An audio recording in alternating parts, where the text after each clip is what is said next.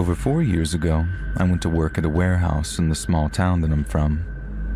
I decided to leave after my health started to get worse physically and I was diagnosed with a panic disorder and severe anxiety after the situation that I'm about to tell you. This changed the way that I developed friendships after that job, that's for certain. So I started this job on April Fool's Day of 2018, which was odd to me, and I had no kind of high expectation of the job.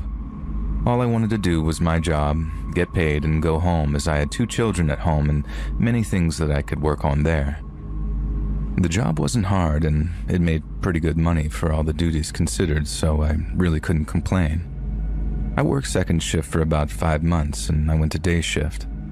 While working on second shift, I kept to myself mostly until one day I met someone from one of the lines after we struck up a conversation about gaming. For the sake of anonymity, we'll call him JF. Well, JF was a pretty good guy and we had a lot of things in common. I went home that night and he popped up as a suggested friend on Facebook. Again, another oddity. So I decided to add him. When I did, we started talking more at work until he suggested that we should hang out, so we did hang out, and pretty frequently. We were friends for about a month at this point, and one day, he decided that he was going to introduce me to his partner. She seemed decent at first, super nice, didn't seem to be a judgmental type, so I was cool with her. From then on, I would hang out with them when my kids were spending time with my mother. One time, we were talking at a restaurant and he started to vent to me. Dude, she's terrible sometimes. Like the other day, I forgot to take the trash out and she threatened to stab me if I didn't.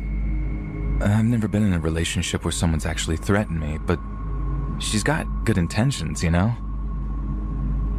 When he said that to me, I was concerned, but of course, we've only been friends for about a month, so I thought that maybe he was just being sort of morbid, probably joking, and I sort of chuckled at him. He gave me a pretty serious look and said, "I'm not joking. She really did." And that specifically concerned me. Now fast forward about 8 months, they're still together and we all hang out pretty regularly, forgetting the things that he told me then. And one day, we were all talking and he seemed a little off that day, so I asked him what was wrong in front of her. He flashed a smirk and said, "Nothing, dude, I'm just a little tired." He didn't have his eyes on me though. He had them on her when I asked. When we went to work the next day, I asked him again, and he responded, "Do you promise to keep this between us?" Of course, I agreed. He said that he was breaking up with her and she went a little crazy. He said that she grabbed her gun and pointed it at him and said, "If I can't have you then, no one will." He said that he diffused the situation and is trying to look for a way out. Not really knowing what to say, I just said, "You'll figure it out, man. If you need somewhere to go, then you can come stay with me until you get her out of the house, you know?" Fast forward to another year, he finally decided to leave her. When he did, she flipped out again. This time he told her over text. She said that she was going to find him and kill him, and he was actually out at work that day with a vacation day. He sent me a text that said, "Hey, let me know if she comes over to work looking for me, okay?" And that struck me as odd because I had no idea of the situation that was unfolding. She actually did come to our job and she asked me where he was, and I said, I have no idea. I thought he was with you guys. You went out of town or something." All she did was roll up her window and drive off. I called him and told him that she came by and he called the police about it. They had found her up the road with a loaded gun in the car. 2 months later, he decided to talk to her again, and when he did, he had something to tell me. When he called me, he asked if I had seen her around and I said I hadn't, and he says, "I would take some vacation days if I were you." Dumbfounded, I asked him why, and he said to me, "Because she's out of jail, and her cousins are in town trying to find the people that she has personal vendettas with. You're one of them." At that point, I was terrified. I grabbed my kids and went out of town, took 2 weeks off of work. Come to find out that the next day, her and her cousins went to the next town over and shot 3 people in an apartment and killed them. I got the news about it the day after it happened. The reason why he knew that they were coming after me is because they made a Facebook Messenger group that he was included in and sent a list of names. Everyone regarded it as spam and decided to disregard the message, but he knew what it was. 3 of the names on that list were the people that they shot. The 4th name on that list was mine. After they found the evidence and he decided to go public about the group and screenshots that he had, they were all charged with first-degree murder. From then on, I was very careful about who I would stick my neck out for because even though he knew the context of that list and her intentions, he decided to not inform anyone else of what was going on.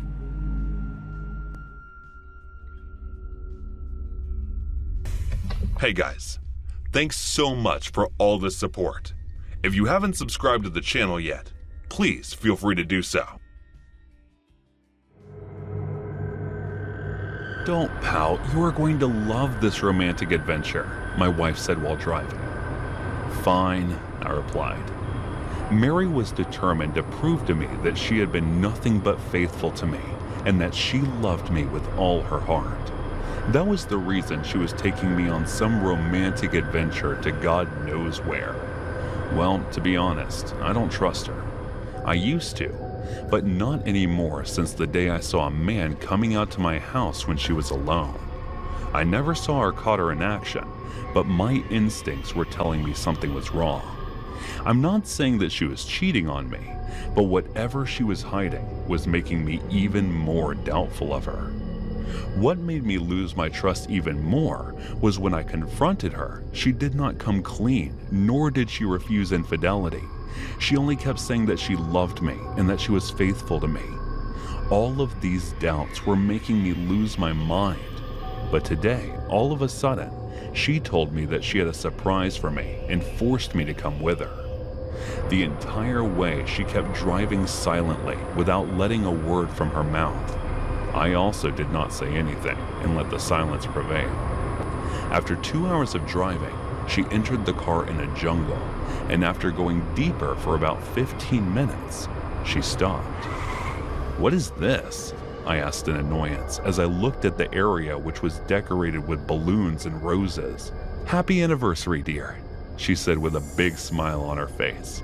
And that's when I remembered today was our anniversary, which I had completely forgotten. For some reason, as I looked around thinking what an excellent job she had done preparing this, I felt guilty for not even buying a gift for her. The site looked like a perfect example of romantic couple goals that I'd only seen in pictures, and it was breathtaking. "When did you do all this?" I asked hesitantly. "I've been preparing this for over a month now, and there is still a huge surprise left for you," she said in a slow, flirty tone while wrapping her arms around my neck. I figured it must be something naughty, a sexual surprise she is referring to. Thinking of that made me blush. I guess I could forgive her for one day since she put so much effort to give me such an amazing surprise. She took out 2 glasses, poured my favorite wine into them, and handed one to me. As she continued taking sips of wine through her glass, she put my favorite song on the speakers. "May I have this dance?" After putting her glass aside, she asked. I took her hand and started dancing with her. I was loving every second of this to the point where I started to have second thoughts about the doubts I had of her. That is when I saw the same man from back then coming in our direction, with 2 others carrying a huge white cake that resembled the one we had at our wedding. "That's Mark and his team. I hired them to prepare this surprise for you." I immediately realized that all this time, I was misunderstanding my wife when she was preparing all of this for me. Tears started falling from my eyes, which were reeking of the guilt I had been carrying around with me. They placed the cake on the middle wooden table and then left. "Thank you, honey. Thank you so much." After saying that, I leaned to kiss her, but she stopped me. "Hold that thought. First, take a look at your surprise." She gave me a weird smile and then turned her head to the cake. What surprise? I looked at where she was staring in surprise and then understood that it might be one of those cakes that have something hidden inside. I went ahead and removed the top part and froze in terror after seeing what was inside. You want to know what I saw 3 months ago when I went to your company for a surprise visit? You were suspecting me of infidelity, right? But you know what? I'm not the one sleeping with my secretary, she said without making eye contact with me. After that, she dipped her index finger into the cake and licked it while I stood there petrified looking at the chopped up body of Susan stuffed inside. She grabbed the knife that was beside the cake and cut herself a piece. So this is what betrayal tastes like, she said after taking a bite. I was too terrified to look in her direction, but I knew she was thinking of something sinister. I opened my mouth to say something. I felt something getting stabbed in my lower abdomen. I looked, and it was the knife that she was holding. I turned my head up to look at her face, and tears were streaming through her eyes. The pain was unbearable, and that is when she pulled the knife back and stabbed me again. I fell on my knees and saw her walking to the cake and pouring alcohol on it. She walked around throwing alcohol on every single thing that she had prepared for our anniversary. Giving me a disgusted look, she took out a lighter and put the fire on everything.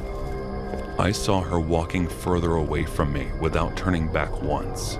She stopped in front of the car for a minute, but then she went in and drove off. I started to lose consciousness, and within a few minutes, everything went blank. It was when I opened my eyes, I realized I was still alive. I was being carried to an ambulance, and there were officers in forest uniforms around me. I guess they were the ones who saved me. Again, I lost consciousness, and I woke up in the hospital. Police were there to take my statement, but I did not reveal the truth to them. Everything was burnt off, and there was nothing but ashes found there. Even Susan's body was burnt off completely. So I made up the story that she took me there and stabbed me, but then accidentally everything got caught up in fire and I lost consciousness.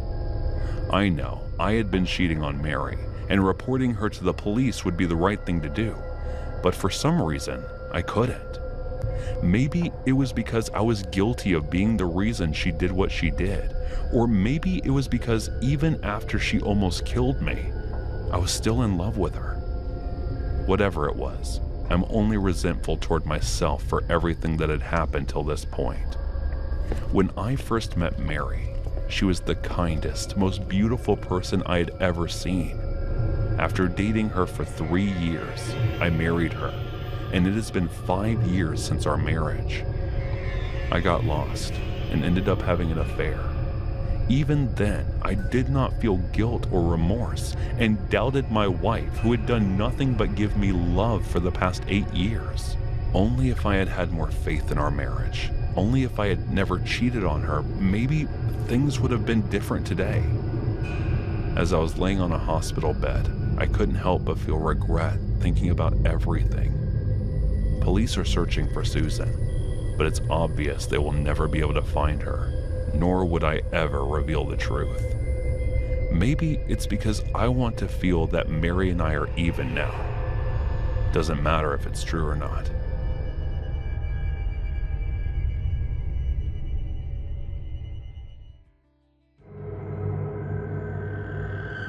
Okay, so for some background, I'm a female and the story takes place. I was a junior in high school, so I was about 16 to 17. Throughout the story, I'm now a sophomore in college, so this is about 4 years ago. I get to school on the first day, and my Italian teacher is new. He was an old, maybe only about 25 or 26, and he looked nice enough, not visibly creepy. He was pretty short, maybe only about 5'7", and I'm 4'11" and 100 pounds. So basically, everyone is bigger than me. We'll call this teacher Mr. C. Fast forward a month or two, I remember it was just starting to get cold out. Everything in this class has been pretty normal. I do notice he basically only calls on girls and stands a little too close, but nothing too out of the ordinary. I did the musicals in high school, so I would often be there until about 9 or 10 p.m. rehearsing. This one particular day, there were parent-teacher conference, so basically, all the teachers were there very late. For musical nerds like me, we were doing Legally Blonde, and I was playing Margot, one of Ellie's friends. My costume for this scene was a little raunchy. It was a short white tennis skirt with an athletic tank top and some Converse. I also had on a little pink bow in my hair, and that part is important. So I have to pee really bad. So I walked quickly to the closest bathroom, which was upper floor and down the hall. Mr. C's room happened to be a few doors down from the girls' bathroom. Most of the teachers had finished their conference by the time and had left. I saw a light on in Mr. C's room, so I glanced over, and he was sitting in there by himself packing up his stuff. I didn't think he noticed me, and I kept walking till I got to the bathroom. I did my business, and as I was finishing up, I heard the bathroom door open. I thought it was weird, but just assumed it was one of my classmates. But the footsteps sounded a little too loud to be a high school girl's. So I walked out of the stall, and literally just standing there in the bathroom was Mr. C. I was just standing there frozen. This was so weird. I tried to say something, but nothing came out. I was honestly freaked. After a few seconds of just staring at each other, he handed me my bone, says, "You dropped this, Cherry." I just gave him a little smile and quickly thanks, grabbing it, got out of there. I didn't even wash my hands. I was honestly so incredibly freaked out. It wasn't until a few seconds later that I realized the economy Cherry. This made me stop dead in my tracks. My dad calls me Cherry because I had red hair as a little kid. It's brown now. Literally no one knew about that nickname, not even my friends. My dad had passed away 8 years ago. I started running until I got back to my classmates. My friend Eva noticed that I looked shaken up. She asked me what was wrong, and I just broke down crying. It wasn't really about my creepy teacher, more about the memories of my father, I suppose. She quickly took me into an empty classroom and sat with me while I cried.